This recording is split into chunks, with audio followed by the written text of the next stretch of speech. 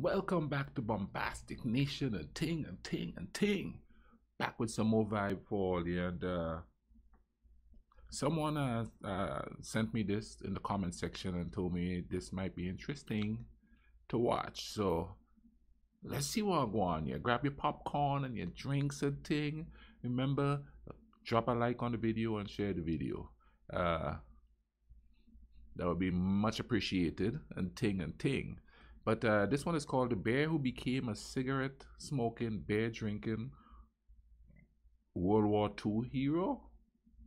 Okay, this might just be a story. Let's check it out though. The Second World War was a time of great chaos, loss, and tragedy. This, however, is a heartwarming story set in those incredibly difficult days. It's the story of Wojtek, a Polish war hero who just happened to be a bear. This remarkable story starts in Poland with the start of World War II, where Poles had it particularly rough. Poland was invaded on the 1st of September 1939 by Nazi Germany. Just 16 days later, the Soviets invaded from the east. The occupiers split the country according to the Ribbentrop-Molotov Pact. Both occupations were brutal. The Soviets deported some 800,000 Poles to camps in the depths of the USSR. However, in the spring of 1941, following the German invasion of the Soviet Union, the Soviets re-established relations with the Poles.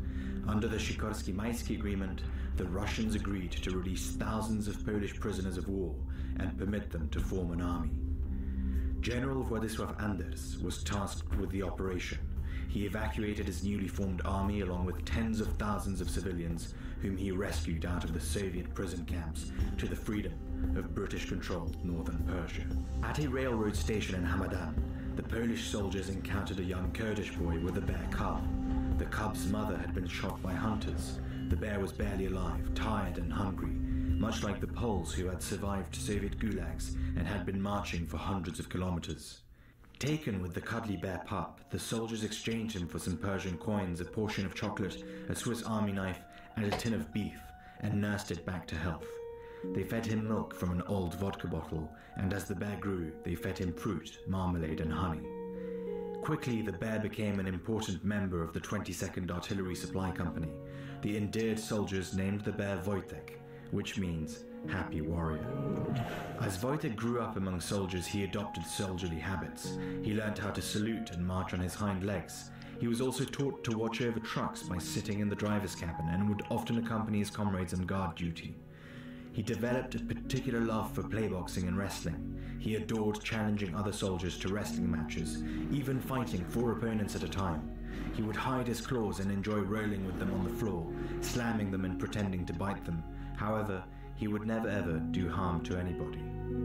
He also picked up some less salubrious habits. He learned how to smoke cigarettes, though he usually ate them after a single puff, and he developed a great love for beer. Upon finishing a bottle, he would look through the opening of the bottle, looking to see where his favorite drink was gone. Oh, wow. And then he looked with one eye down to see if there was anything left. Then he looked with the other eye to see if there was anything left. And then he smashed the bottle. Wojtek the Bear, the mascot of the 22nd Company, traveled with them tirelessly. From Iran to Iraq, then Syria, and on to Palestine and Egypt. Wow. From Egypt, the Polish Second Corps was tasked to travel to Europe to join the Allied Italian campaign. Since the transport of pet animals was strictly forbidden, the Poles improvised and officially drafted Wojtek into the Polish army.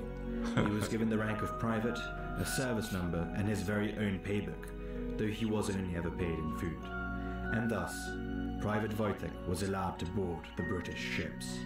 Wojtek was known to be particularly fond of the water. As the Polish troops travelled up the Italian Adriatic coast, upon spotting the sea, Wojtek leapt out of the truck and bounded towards a beach, terrifying the sunbathing girls. However, the Poles were not in Italy for a holiday, and Wojtek would soon swap the beach for a battlefield. The Italian campaign was one of the bloodiest campaigns of the war. The Allies had been stuck for several months, blocked by the Germans. Okay, I ain't talking too much because that's some serious storytelling from what seemed to be an actual thing that happened.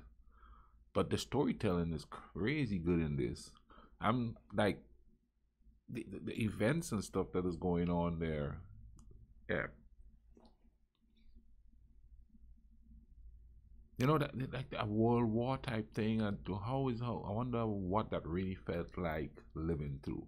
You know, like the whole world is fighting in unison, not just pockets here and pockets there, but there's like two distinct sides clashing worldwide. You know, I mean, like I've been in little scrimmages before and thing, you know, but witnessed it or happened to be there and it was around me. And I'm talking about, you know, we had like that invasion and stuff in '83, but the whole world fighting each other.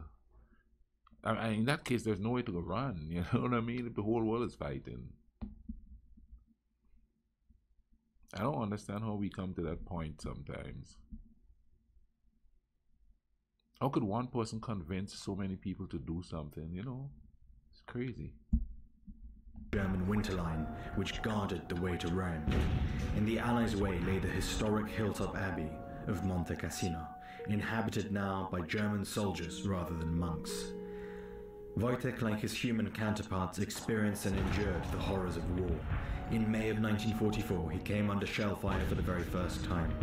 Upon seeing his fellow soldiers carrying crates of ammunition, Wojtek responded to the call of duty and joined in, standing on his hind legs and extending his arms to carry 100-pound crates of artillery shells.